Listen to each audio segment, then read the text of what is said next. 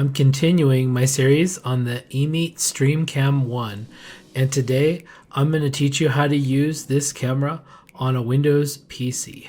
In this segment, I'm going to show you how to download the app and how to set up the audio and video components. And in a later segment, we're going to deep dive into the app. To get started with StreamCam 1, you're going to go to the Emeet website and you're going to download Emeet Stream. That's the software that runs the whole show. And they have three versions. They have a Windows version, they have an iOS version, and they have an Android version. We're not going to talk about the Android or the iOS version today.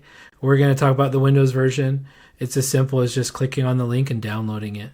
Now, this tutorial is a little challenging for me to make because I'm using the camera while I'm filming about the camera. So the first thing we're going to do is we're going to start the software up. And the first thing you'll notice is there's a button that says Add Camera.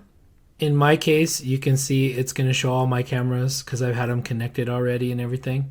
These ones are actually being used by OBS, so you might get that error. So if I shut off OBS right now, you would see that go away, and then you'd be able to use those two cameras. I'm not going to go into detail on using OBS Studio with this camera and with the software.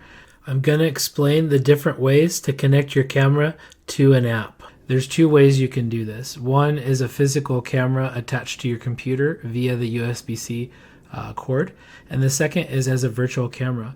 Now, a virtual camera just means that the signal is being taken from one app and being used by another. In OBS Studio, I've used a combination of these two things, and I'll explain why. Looking at my OBS Studio setup, you'll notice that I have three scenes for the cameras: a main camera scene, a desk camera scene, and a rear camera scene.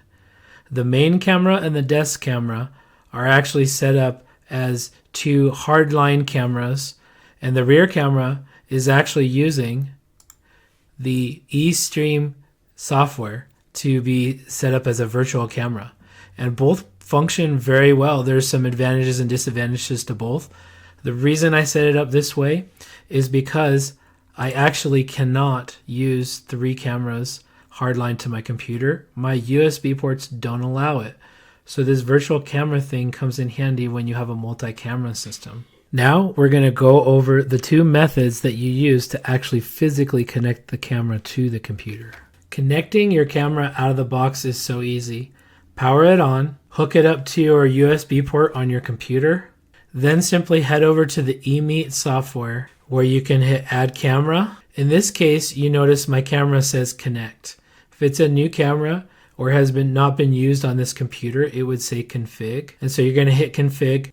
The system will give you two options for connecting your camera. Option 1 is to connect your camera directly to the computer via USB-C cable. My main camera and my desk camera are hardwired to my computer. The second way to connect a camera is through Wi-Fi, which is what I did using the eStream app.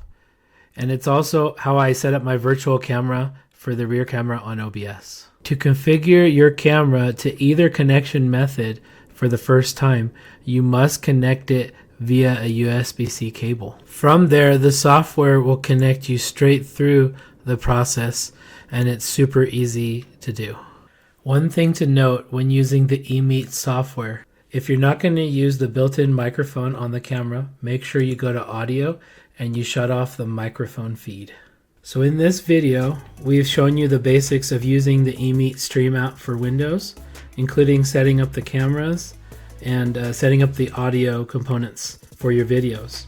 On the next video, I'm actually going to teach you how to set up the room for the three camera system. So if you like this material, please subscribe to the channel, hit that like button, and we'll catch you on the next segment.